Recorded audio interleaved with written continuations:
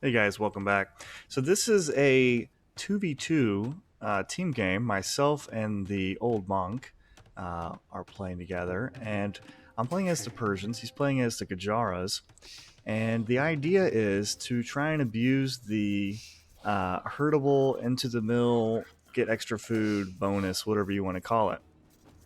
And so I'm sending over my pigs, almost all of them, to Red. He can put as many as he wants into the mill. He can put 10 in there. And then the rest of them he can just eat. Well, unfortunately, a couple of them get intercepted because Gray's early scouting right here. And Red had his scout way over who knows where over here.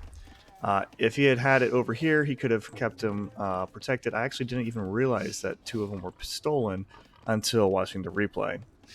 So that was unfortunate. Kind of threw a little bit of a kink into it because that's 200 extra food that he should have got. Red also, if he had been scouting around here, might have been able to get them back, but unfortunately, they do get stolen by Gray. Not a big deal though. I'm collecting my boar. I have some on berries. I'm pushing in my deer, and I'm Persian, so we're just gonna TC drop. Getting loom because that's what we need, and I have 20 vills. Old monk has 17. Um, but he's got a specific build going on that he wants to do. The idea is we want to go for, and this is something I thought up, but I could not execute as well without having such a good player as Old Monk, and that was to use Hera's 19 pop archer build. Let's see, I think he's on 19 pop. Yep, 19 pop. But to use it with Gurjaras in conjunction with a Persian TC drop. Now, I think after I was telling Pooplord about it, I think he tried it out as well. And he also has done his own version with the Scout Rush instead. But I think the nice thing about the archers is you can just have your villagers on wood and not really have to worry about his food as much. Need to pull these guys back. And I think it's really good for ranging woodlines. If they wall in their woodlines, you can just range them with all the archers. So villagers are coming forward here now. The first TC drop's about to occur. Boom, right there. It's going to go up. Let's check back in over here. Double archery range production going on for Old Monk here. He doesn't, like I said, he doesn't have to have this many on food. In fact, it looks like he only has 3 on food, but he does have 10 pigs working in there, so that's like 1.4 extra villagers collecting food for him. And I'm just going to take these berries here as well. We're shooting the town center here. I don't really like how close these two lumber camps are together, but that's what he's going to do. He's got all his villagers on wood pretty much, it looks like. Yeah, he's got 19 on wood. Really bad. So now he's kind of scouting around here. I do have some villagers over here and some villagers over here. And they're kind of exposed. And in hindsight, I should have brought them over to red where he can protect them a little bit sooner. That's not going to happen right away. So Gray's full walling, it's very small, conservative base here, doesn't want to be pressured. Well, that's exactly what's going to happen. He's going to get pressured here. We're going to keep this going. Gray's in feudal age now. Red's been in feudal for a minute. I mean, he's got 8 archers already. No upgrades yet, but he's going super heavy on wood and gold because he doesn't need as much food. I mean, you really don't. He just has 6 on food plus what the mill is creating. So enough to sustain villager production. I did lose some villagers here to these stupid scouts. I did not expect the Frank player to go scouts after being TC dropped, but that's exactly what he's doing here. Dropping farms, getting out scouts, TC goes down. Alright, so now we're just trying to survive. I'm having to fight villagers versus scouts. I really don't like it. I think I get one there. Yeah. He's pulling back, and I'm going to have to try and keep running him over to red space. I'm like, where's a safe wood line? He's like, right here. I'm like, thank you.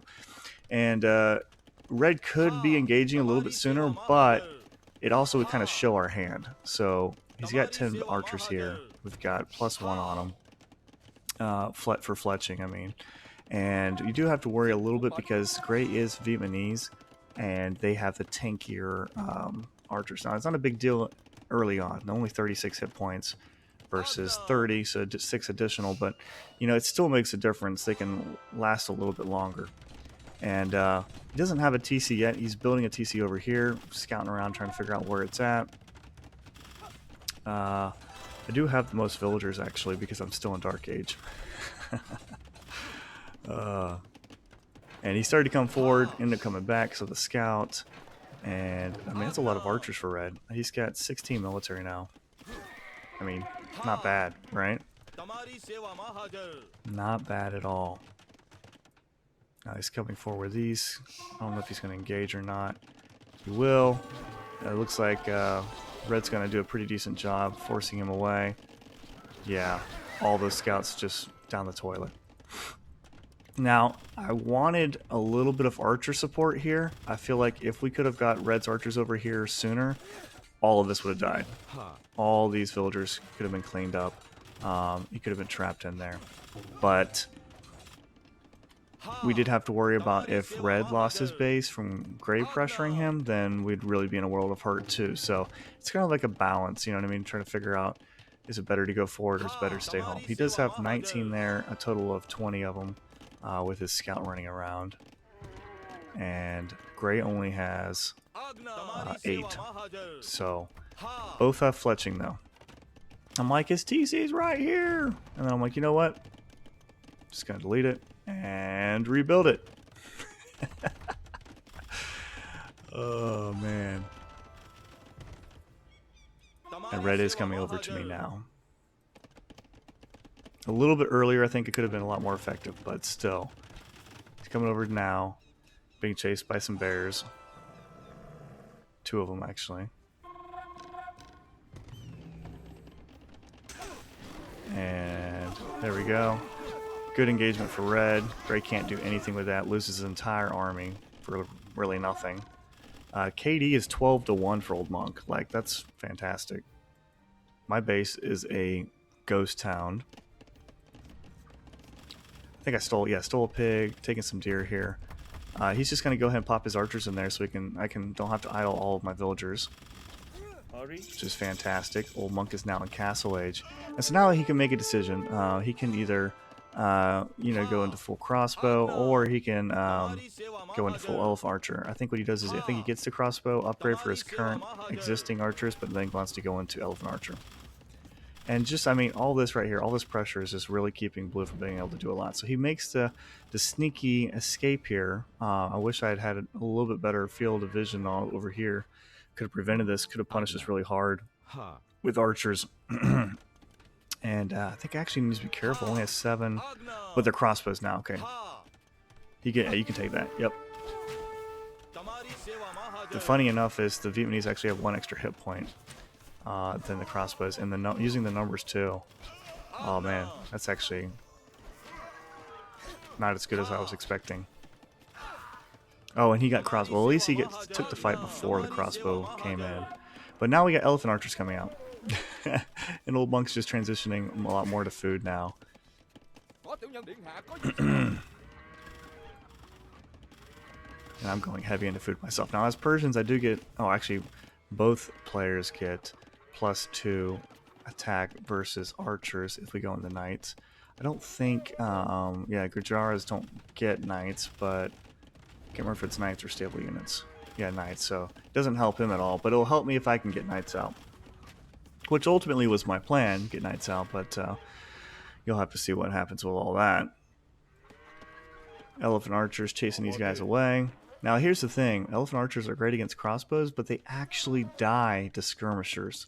3 skirmishers can take out, 3 elite skirms can take out a elephant archer because of the negative archer armor, I think it is, that they have versus the, or is it negative bonus damage? Either way, the skirmishers do insane extra damage on them for no reason.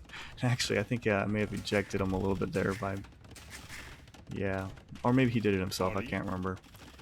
But anyway, elephant archer spam is coming out, and you know, elephant archers is one of those units that was like almost never used. I mean, if you got a ton of them, they could be okay, but it's just they really weren't used, and so it's actually kind of cool to see this unit actually used a lot more now, and they're really good looking units too, honestly. Kind of partial to elephants myself, you know. Still repairing his TC. I actually am on my way to feudal age now, so pretty happy about that. Now the elephant archers are on the woodlines, and he went into the right thing to do. He went into skirms. And you're like, well, skirms versus elephant archers? Yep, like I said, Look at that. They actually do a fantastic job of cleaning up elephant archers. Skirms are the way to go. So the thing is the Gurjara player could just go into Shawarma Riders, and those guys would be great against the skirms. And I think Old Monk will make some of those. Get a little bit of gold. I think I need a little bit of gold to try and click up is what it was. Which I'm going to do probably soon, I think. Yep. Okay, so now I got my second building. He gave me a little bit of gold. I'm on my way up. Really want to get a castle out. I think I'm about getting, you know, some trash bows and maybe, like I said, some knights as well. And I kept getting my TC down a little too far. Like, I probably should have been repairing it just a little bit more. But you don't want to repair too much on a Persian TC, you know what I mean? It's got twice the hit points. So you really don't want to waste the wood for no reason. Going really heavy on the farms. I got a ton of food. If I could just take some gold, like maybe from here, which I don't really have any good gold access. I got pushed off of here. Or I think I deleted my TC is what it was, yeah. Then I could just spam out a bunch of knights, but it's just resource management. That's probably my biggest struggle, honestly, is resource management. And let's keep going here. Okay, I'm finally in Castle Age. Blue's still in Feudal. And I didn't expect Gray to start pressuring me. Like, Red is his problem, right? No, he starts sending skirms over to me. So I had to build a tower here to defend against it. And here's the Shawarma Riders. Yep. And more elephant archers. He's getting a big old ball of them. And using his crossbows as well. Ranging the wood lines. Fantastic. And yeah, I'm actually having to come over here. I'm going to have to fight these skirmishers with villagers. Thank God, skirmishers have minimum range, so once I get enough villagers around them, they can't even hurt me, actually.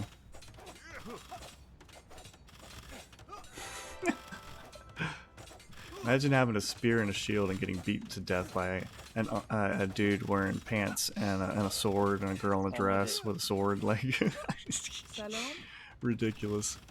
Oh, man. And he put these guys right here on the stand ground, too. Just to annoy me. But I'm going to get the town center up over here. We're going to start shooting some of them here. And adding in a barracks as well, because I want to be able to start spamming on knights, but I just don't have anything. And I'm thinking Blue has got to be thinking about going up the castle, right? No. He's Franks, and apparently if you're Franks, you just go into scouts and don't think about getting up the castle. So, Red is in this base, though. Wow, look at this. The Shawarma Riders are running underneath here.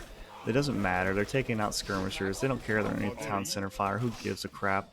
We got these freaking elephant archers here doing a fantastic job. They don't take bonus damage versus the Raton, whatever you call them, archers. I mean, elephant archers are completely idling his entire economy right now. I mean, he is losing some of them, but like, jeez.